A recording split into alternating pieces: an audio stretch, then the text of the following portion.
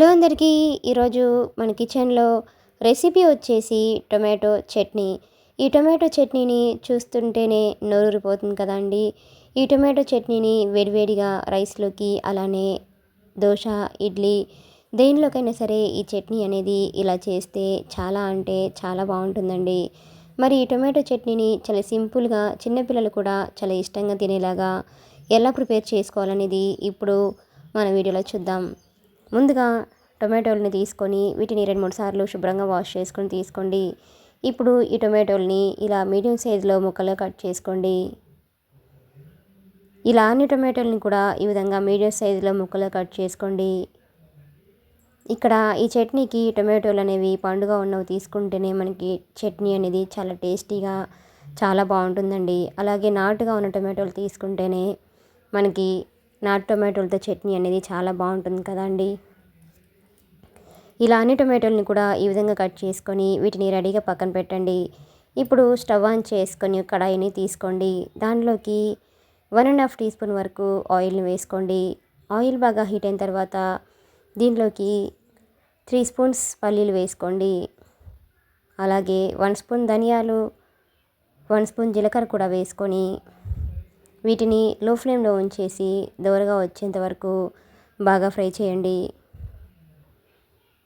ఈ చట్నీలో ధనియాలు, అలానే ఈ పల్లీలు, జీలకర్ర ఫ్లేవర్ అనేది చాలా బాగుంటుందండి. ఇవి కూడా బాగా ఫ్రై అయిపోయాక దీనిలోకి పచ్చిమిర్చిని కూడా వేసుకోండి. మీ కారానికి తగినట్టుగా పచ్చిమిర్చిని వేసుకోండి.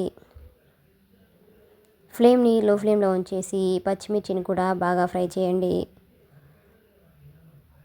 ఇలా ఇవన్నీ కూడా బాగా ఫ్రై అయిపోయాక ఇప్పుడు స్టవ్ ఆఫ్ చేసుకొని వీటిని పూర్తిగా చల్లారనివ్వండి.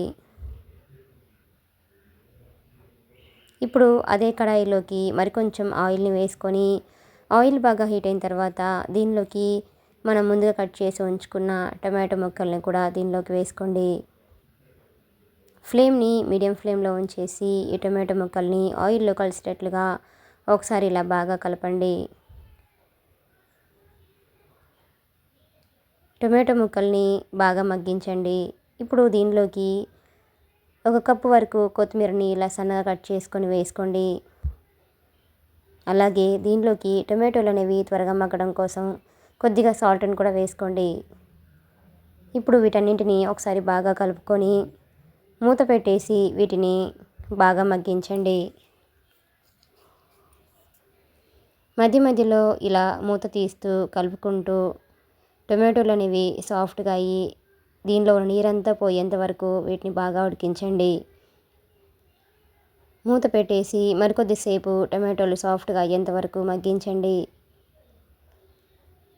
చూడండి, మనకి టొమాటో ముక్కలు అనేవి ఇలా సాఫ్ట్గా అయిపోయిన తర్వాత ఇప్పుడు స్టవ్ ఆఫ్ చేసుకొని వీటిని పూర్తిగా చల్లారనివ్వండి.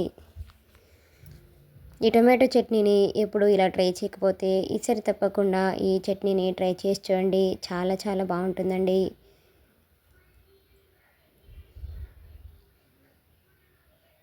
ఇప్పుడు ఒక మిక్సీ జార్ తీసుకొని దానిలోకి మనం ముందుగా ఫ్రై చేసి ఉంచుకున్న పల్లీలు, అలాగే పచ్చిమిర్చిని కూడా దీనిలోకి వేసుకోండి.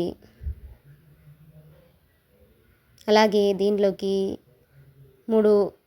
3 నుంచి 4 వరకు పొట్టు తీసిన వెల్లుల్లి రెబ్బల్ని వేసుకోండి. అలాగే కొద్దిగా చింతపండుని కూడా వేసుకోండి.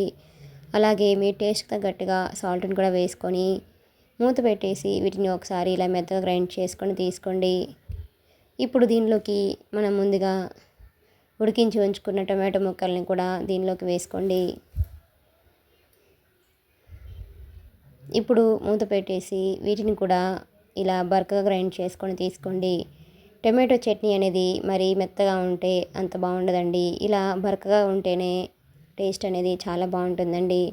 ఇప్పుడు స్టవ్ ఆన్ చేసుకొని కడాయిని తీసుకోండి. దానిలోకి 2 స్పూన్స్ వరకు ఆయిల్ని వేసుకోండి.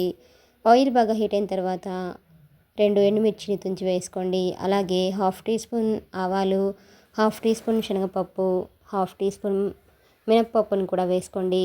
దీనిలోకి 1/2 టీ స్పూన్ జీలకర్ర కూడా వేసుకొని వీటన్నింటినీ లో ఫ్లేమ్లో ఉంచేసి బాగా ఫ్రై చేయండి.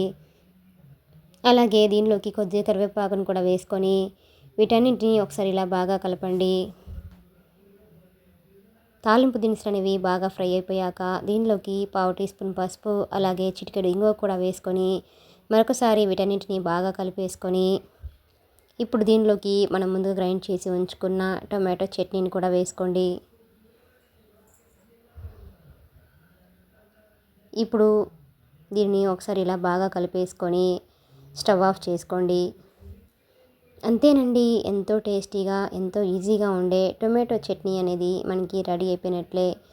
ఇలా రెడీ అయిపోయిన ఈ టొమాటో చట్నీని ఇప్పుడు ఒక సర్వింగ్ ప్లేట్లోకి తీసుకొని వేడివేడిగా రైస్లోకైనా అలానే దోశ ఇడ్లీ దేనిలోకైనా సర్వ్ చేసుకుంటే ఆ టేస్ట్ అనేది చాలా చాలా బాగుంటుందండి. మీకు కూడా ఈ రెసిపీ కనుక నచ్చినట్లయితే ఒక లైక్ చేయండి. అలానే లైక్ చేయడం మాత్రం మర్చిపోకండి. Please subscribe my channel, like share and comment. మరిన్ని మంచి మంచి రెసిపీస్ కోసం మన ఛానల్ని సబ్స్క్రైబ్ చేసుకోండి. అలానే ఈ రెసిపీని మీ ఫ్రెండ్స్కి మీ ఫ్యామిలీ మెంబర్స్ కూడా షేర్ చేయండి. అలానే ఈ రెసిపీ మీరు కూడా ట్రై చేసి ఎలా కుదిరిందనేది కామెంట్ సెక్షన్లో కామెంట్ చేయండి. Thanks for watching.